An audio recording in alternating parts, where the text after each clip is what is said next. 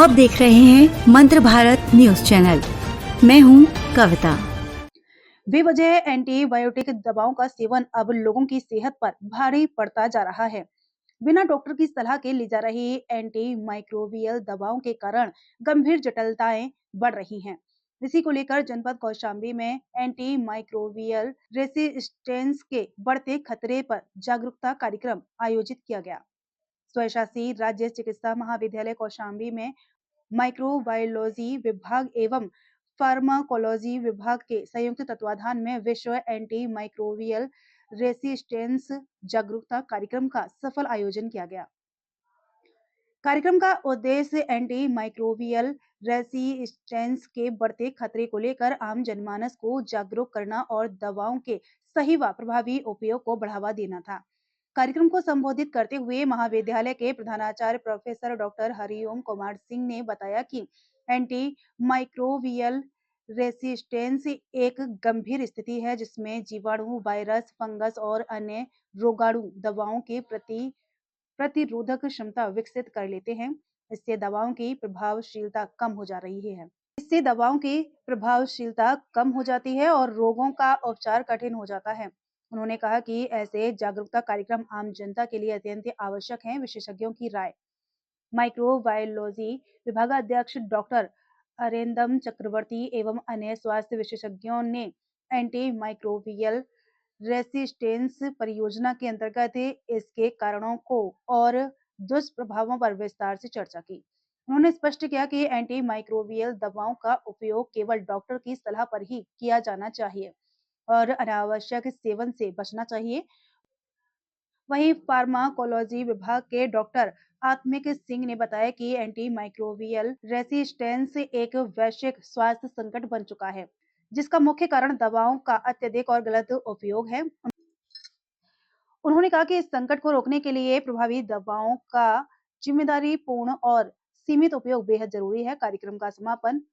कार्यक्रम के अंत में प्रधानाचार्य professor doctor Hariom Kumar Singh, doctor Arindam Chakraborty, doctor Atmik Singh एवं उनकी पूरी टीम को सफल आयोजन के लिए बधाई एवं शुभकामनाएं दी गई। इस अवसर पर मुख्य चिकित्सा अधीक्षक डॉक्टर सुनील कुमार शुक्ल, चिकित्सा अधीक्षक डॉक्टर विश्व प्रकाश, उप प्रधानाचार्य डॉक्टर सौरभ कृष्ण मिश्रा सहित कई वरिष्ठ चिकित्सक, विशेषज्ञ एवं MBBS प्रथम वर्ष के छात्र उपस्थित रहे। स्वास्थ्य विशेषज्ञों की अपील है कि एंटीबायोटिक दवाओं का इस्तेमाल सोच समझकर और केवल डॉक्टर की सलाह पर ही करें ताकि भविष्य में गंभीर स्वास्थ्य संकट से बचा जा सके। कौशाम्बी से रमेश चंद्र अकेला की report. Lines of antibiotics.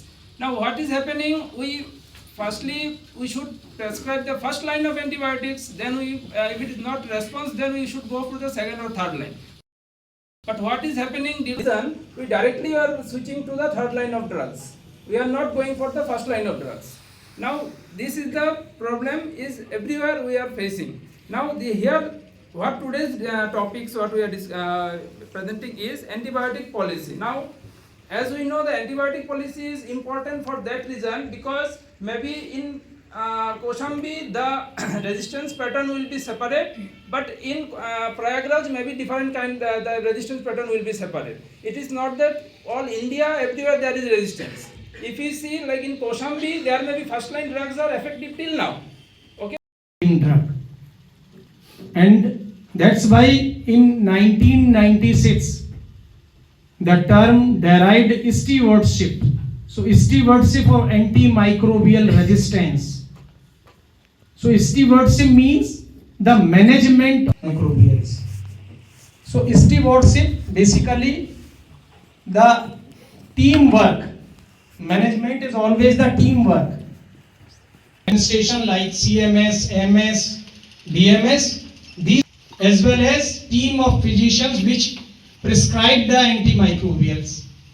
Beside the pharmacologist, which are the team member, and another important part of the antimicrobial stewardship program is the microbiology department, which is told Dr. Arindam, that is